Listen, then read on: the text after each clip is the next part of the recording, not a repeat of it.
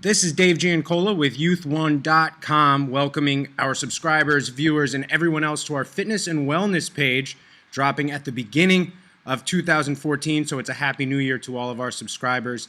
And we have a special guest. I'm actually a big fan of his, Marc Lobliner, the CEO and founder of TigerFitness.com. He's all over YouTube. He helped try to get me in shape, but he is a guru. He has a beautiful family that he shares with the world on YouTube. So everyone should check out his channel, and we are just so happy to have him. So Marc, thank you so much for joining us today. Thank you for having me. I appreciate what you're doing with your site. Youth sports is something that I actually put a lot of focus and attention on. Being that both of my children play sports, my daughter plays at a very competitive level with travel soccer at age 7, and to see a site dedicated to that kind of thing is great. I mean, you can't say enough about it, so I want to thank you for that. Absolutely. And one thing that I've noticed with your channel, you do a great job of balancing some very serious training videos, but also, kind of talking to the people about things that are going on in your family, showing us your family, and sharing youth sports with us. Like I know Cammie plays soccer, and I wouldn't know that if it wasn't for you. So can you talk about, what you do for a living, first off, give people an idea, and how you balance that with being the father of 3 children? Well, I'm more of an entrepreneur. I just happen to be in the sport nutrition industry. Excuse me. I started Civation, which is a company that brought intra-workout nutrition to the industry, so to speak. Back in the day, people used to just drink water or Gatorade. We took it a step further and said, hey, wait, you don't just want to drink glucose and fructose during training. There are options of other things that will help you with training. So that, I started that company in 2004, sold it in 2011. And, fast forward, I teamed up with TigerFitness.com, launched MTS Nutrition. And so what I do on a daily basis, essentially, I'm the CEO for 2 companies, the chief marketing officer for 1 company. I do private coaching, and I also help coach youth sports. I coach, again, girls soccer. But the thing is, what we do is we invite everybody in, and we're actually, I'll let you know when this happens, we're actually looking at opening a youth conditioning training facility in the northwest suburbs in Illinois. That's kind of been my dream. I enjoy working with kids. I enjoy helping them realize their potential and making training fun. And that's what it comes down to with adults and especially children. You make something fun. I mean, it's amazing how much better kids perform when they're together. We had my nephew staying at my house right now. My daughter, she's 7, he's 9. He's a travel baseball player. Their performance probably increased 20% just battling each other. So you got to find ways to make it interesting, make it fun. Along with having 3 kids, I travel about 200 days a year. And, for anybody to say they don't have time to work with their children on their sports, on their performance, on their homework, on whatever, I'm the wrong guy to complain about that too. With 18-hour work days, along with everything else going on, I think we all can manage that. I think we all, as parents, we have the responsibility. You bring a child in this world, whether planned or not, that child's yours, and you better give them the best upbringing and the best opportunities humanly possible. Absolutely. Now, you're more educated in nutrition and fitness than the average parent of someone raising a girl soccer player. And I'm sure you hear, and I've heard you say on your YouTubes, you hear parents talking, and I'm sure you must just look at them, shake your head, and disagree sometimes.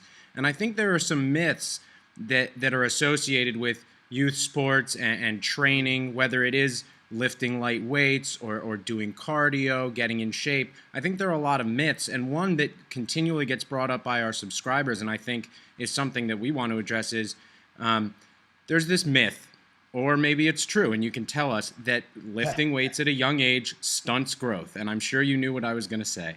Well, but I wanted to know what you had to say about that. I was lifting a whole bunch of weights when I was a kid. Here's the thing. Genetics are freaking powerful. To close off your bone and your growth platelets is nearly impossible. And you look at, let's get primitive. You go into some underdeveloped, I'm going to say underdeveloped, third world countries in Africa and South America. They have kids carrying 50-pound buckets of water on their head for the village. And somehow you have really tall people in Africa. Okay, I'm just going to break it down. I'm a very simplistic person. Okay, they're not stunting their growth. Also, I mean, what if your kid gives his friend a piggyback ride? That's putting the same pressure on your spine. Now, I'm not a big advocate of kids doing heavy things that go on their spine. I don't like heavy squats. I don't like bad form on things like deadlifts. But for children, I'm a big fan of performance specific movements. I think kettlebell training. I'm actually driving up to Swing This Studios, owned by my buddy Joe Daniels in Northern Kentucky. That's a fantastic thing for kids. Anytime you could push or drag weight is fantastic. Any kind of movement that mimics what you do on the field is what you want to do. One thing I do with my girls is if you watch a professional soccer game, hockey game, whatever, there's a lot of things. Running forward is instinctive. Have you ever taken a kid who's never backpedaled and tried to get him to backpedal? It's just about the funniest thing you will ever see in your life. Or get a kid to do something counterinstinctive like karaoke. Um, those are things that you really need to, from an early age, instill in them because it's all about brain pattern. It's all about figuring out that motion. But on to strength training, getting back to that, I like doing very functional movements. I like sled drags. I like pushing things. I like throwing things. I love medicine ball throws. It works the entire core. Am I a big fan of getting a 7-year-old, 9-year-old under a bar and having a bench press? No, because that's more of an aesthetic-based, a look-based movement. For people who don't know what aesthetics mean, it's more of a look-based movement. You build look. We're working on function here, and for athletes, it's a different style of training. But, once you get into that 10 through 15 range, that's when weight training will separate the greats from the others. Mm-hmm. Absolutely. Now you talk about that functional training, and it's so important for kids to get that function going at an early age because in today's age, they're committing to play football at Alabama when they're 13, 14 years old. You wrote that article on that 14-year-old signing for what, 20 million in Europe? Yeah, Crazy. it's unbelievable. Now, you have young children, and when I was growing up, I played college and high school, sports in high school and college, excuse me, and I started playing lacrosse around the age of 10. If I started at the age of 10 now, I'd be way behind the 8 ball. So What do you tell kids on how to balance the fun of sports and competition, but also getting serious enough where, if you're good enough, you can raise your level and take it seriously? There's actually a book I'm going to recommend. For some reason, the author's slipping my mind. It's called Talent is Overrated. And if you could find that link and post this with the video, it changed my outlook on parenting more than anything ever. I read all those What to Expect When Expecting and all those Dr. Phil type books. This book actually took statistics of youth, and it's not necessarily, obviously there are some genetic factors, like, for example, height in basketball. I'm 5'6.5". I'm not going to be LeBron James. I could practice every hour of my life. I might be decent, but I'm not going to be LeBron James. What they showed is talent has never actually been, it's never been proven in science. Science has never proven that the talent gene exists. What it has proven through statistical analysis, time and time again, almost 100% efficiency, is it's all about hours practiced. No matter what, you even look at the hockey players in Canada, they showed that the ones who are older, towards that cutoff at their grade level, they were the ones who were actually getting the scholarships because they were literally a year of practice in advance. So the age that the book speculated was where you can really start due to their brain patterning and everything is about 6. So at about 6 years old, my recommendation is, I'm not saying if your kid loves something, support them in it. If they want to change later, that's fine. But they even pointed to Bill Gates and his hours of using a computer at the University of Michigan when he was a teenager. So, you could point to so many case studies showing this. So what I want to get across to parents is if your kid loves something. Now, with my daughter, she started in cheerleading. And honestly, I'm going to offend a lot of parents here. It was the stupidest thing I've ever seen because they were cheering, yet no one was playing. Where I'm from, cheerleaders need a football team or a basketball team, right? And also, thank goodness we got her involved in soccer at the age of 6, and she just clung to it. And also, fortunately, she realized my daughter's built more like a linebacker than a cheerleader. So I didn't see her, unless she's on the base throwing girls in the air, that wasn't her thing.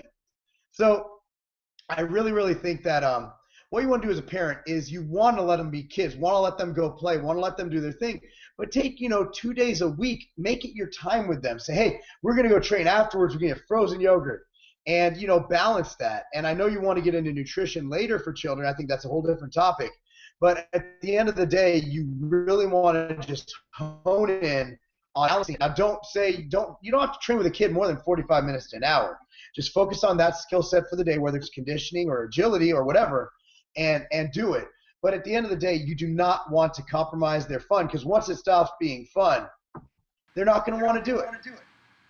I completely agree. And just so the viewers know, my stat team over here, Jeffrey Colvin was the author that was escaping your mind. Very good. So we will definitely put a link in description. It's so thanks, Steve. mandatory reading for anybody with a child who wants them to do well in life. Great.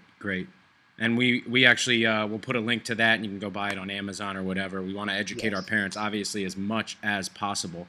I bought that book for more people than I can count because it's that damn good. Wow.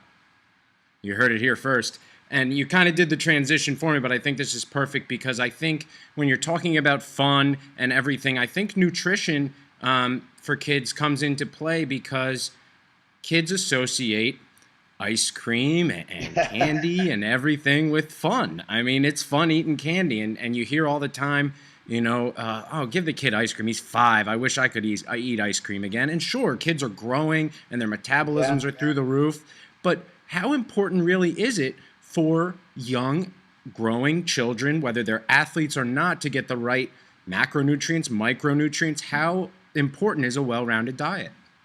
It's hard. Kids are picky, and let them be kids. Let them eat ice cream, or as they said in the past, let them eat cake, which was actually a very bad thing to say if you know the history of that statement. Here's the deal. With kids, what I recommend is making sure they get an adequate protein. That's not a lot. Even if you go by a huge astronomical amount, which is a gram per pound, most of your kids weigh, 60, 80 pounds who are watching this? You're good. I mean, that's literally 2 chicken breasts. That's good to go. I mean, you get that from other sources as well, rice and beans. Thing is, you have to play to what your kids like to eat. Make sure you get in that healthy fats. I'm not talking make your kid eat fish, but peanut butter, things like that. Those are healthy fats. Those are the 2 essential macronutrients you need: protein, essential amino acids, and essential fatty acids. Those are the only 2 essential things your body needs. It can synthesize everything else. But if you're here's the thing, my advice to parents is your kid's going to eat junk. Our kids, we try to minimize it, but they're still kids. So, I mean, try to have whole healthy options. For carbohydrate, you're looking at fruit and even pasta versus a Hot Pocket. Try to keep it as whole, natural, and non-processed as possible. And as for, vegetables, find a vegetable they like. You don't have to force your kid to eat Brussels. I hated lima beans. Oh, you got to eat your lima beans. I'm like, can I eat anything else? It doesn't have to be one specific vegetable. If your kid likes corn, make them. Let them eat corn. Just make sure you have a nice balance. And you know what? Make their diet 80% good. Good meaning a peanut butter jelly sandwich is good. Try to buy the jelly without the corn syrup and stuff in there. Costco has a great raspberry spread that's just raspberries. Buy a nice whole wheat bread, organic, whatever. I like organic for kids just because even if there isn't anything wrong, it's a couple bucks extra for peace of mind. And then some nice, good quality peanut butter. I'm not talking the Jif or anything else. I'm talking the one that you actually have to stir and put in the fridge. That's a healthy meal. There's so many options for healthy meals. Just make sure you get their protein and fats and fill in the gaps. And if your child is an athlete, your main issue is going to be getting enough food in them. So if they've eaten their healthy dinner and they want a snack, I'm not saying make it an every night thing. I think that's more of a bad habit than anything. But you know what? Let them have a piece of candy. Just minimize it and don't let them live on candy. There's a kid who goes to school with my nephew. My nephew tells me about it. And he literally brings like donuts for lunch. And guess how that kid looks? I mean, you are what you eat isn't exactly as set forth as they used to say it was. Mm-hmm. But there's a huge correlation into eating fast food and junk and looking really bad and not performing well and living a very short life. Right. And now I've seen on YouTube and other places a great way to sneak in the veggies is to basically, I mean, disguise it with fruit in a shake. I've seen smoothies, and you can Yes. put a cup of spinach in, and if there's a banana, if there's half a banana, for some reason, there might as well be no spinach. You don't taste Yeah. a darn thing.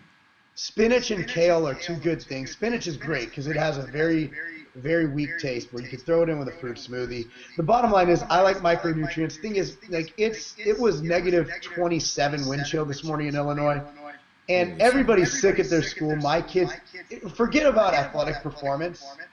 Give your Mhm. kids give your kids' bodies the micronutrients, the ammo it needs to fend off what they're going to see at school every day. And that's Right. where health and wellness comes into play. Fit people just don't get sick as often. Right, and if they do have their vitamins, I mean, they're exposed to so much in schools these days, as far as viruses, Oh, sickness good. Yeah. from day to day with weak immune systems. So getting that banana in before the day might be doing a lot more good than you even think. Oh yeah, bananas are fantastic, and most kids love bananas. Right. Again, if they like a certain fruit or vegetable and they don't like another one, give them the one they like. I'm not Dr. Phil. I'm not an expert, but I'll tell you this: something I'm doing is working okay.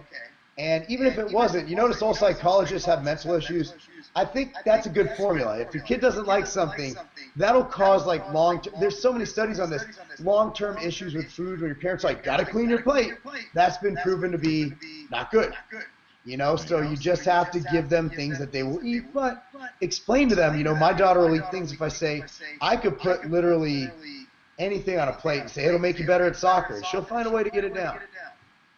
Yeah. So It's all a mind game when it it, comes it, down to it. and they're doing it for attention. I mean, at the end of the day, they're not liking things for attention. Absolutely. And one thing I wanted to talk to you about was you went on a rant on YouTube, and I shared it with the president of our company, and it's so relevant to something that we deal with so much at youth1.com, and that's bullying. I mean, Yeah. bullying is a big deal. We've seen it everywhere from, with your son Thomas to people that are 320 pounds on the offensive line of the Goodness, Miami yeah. Dolphins. So I wanted to, briefly, I wanted to know how you went about handling it, and because I think a lot of parents who may not, be as, if you walked up to another dad, you might be a little intimidating to them, but a lot of parents don't have that. What should they do? What I really focused on with that is I actually held back in what I was going to do. And my first instinct as a father is very primitive, attack. A shaker bottle got broken in the process, and I went to the bus driver first, and I went to the principal, and I might have been out of line, but I think the parents got the point. I said, look, this is what you're going to fix this, or else here's the next step. We're going to have a parent meeting. Just make sure you have 6 or 7 people here to hold me back, because I'm going to show that dad what bullying's all about. At the end of the day, bullies usually have bad things going on at home. That's another thing that's a fact. They're usually calling out for attention. They usually have issues. So, my whole thing with that is if there's a bully involved, instead of going how to deal with it, which I think we all deal with it in our own independent ways, obviously you want to confront the situation with the school or the parents involved. Start with the school. Then you got to get legal on them. If there is physical action, if there is anything, there's restraining orders, you got to go legal. Don't do what my first instinct was, which is to just beat the living tar out of that dad. Don't do what I wanted to do, which I didn't do, because I don't want to get sued. But generally speaking, I want what we have the ability to do as parents with athletes, as kids. Be a hero. Be the anti-bully. And if you're an athlete and you could stand up for that kid, my kid's in kindergarten, this punk was in 5th grade. That's a huge discrepancy in age and in weight. Have your kid be an advocate, because if your kid's the athlete, chances are he's going to be one of the cooler kids. And if you teach them values and be able to stand up and say, okay, this is wrong, stop it. And you know what? If the school suspends your kid for protecting a kindergartner from a 5th grader, that's on the school. But there's nothing wrong with being a hero. And that's what I'm hoping to instill in my kids. The fact that if there's a car broken down on the side of the road, do you drive by? there's someone bleeding and dying, do you just walk on by, or do you do something about it? And it's teach your kids to be a hero. And there wasn't a hero on that bus that day. But you know what? If there was, that kid would have been put in his place, and it would stop. It stopped. Don't get me wrong, but that's because I put so much fear. The principal relayed that I was a large man who was very angry, and that's what happened. But it can be helped. Your kids can be the neutralizer to these bullies. And just make sure, I'm sure the people watching your channel, they're watching this channel, right? They're watching they're looking at your website. These parents are involved enough to take time out of their day to go here to research kids' sports and what's going on and how to make their kid better. Your kids are the answer to the bullying problem. Yeah, and I think it should also be said that I think, for as many bad stories there are about bullying, there are a lot, whether it's on YouTube or your local news, about more people standing up, being the hero, and neutralizing the situation. I think it's great to see. Yes. Now, Marc, in closing, tigerfitness.com. I'm a loyal shopper. I love the website, and I would suggest it for all the parents. It's not all the supplements. There's great stuff that you can get for kids: exercise bands, the kettlebells that Marc was talking about. Yeah. It's really a one-stop shop. You're not going to find better prices. So we really appreciate Marc being with us today. Yeah, and everybody there, I'm Marc, M-A-R-C, at tigerfitness.com. If you have any questions or anything, again, I'm just a parent like you, trying to find the best, researching the best thing for their kids, and I'd love to interact with your, obviously, your fans, your whatever you call them there. I don't like the word fan. It seems so kind of distant. We're not famous. We don't have fans. We have readers. We have loyal subscribers. That's it, subscribers. Yeah, and Marc, anything you guys need, we're an open book. Right, and Marc often says that things aren't a game, and I just wanted to ask you if celebrating the best in youth sports was a game. Man, celebrating the best in youth sports. That's not a game.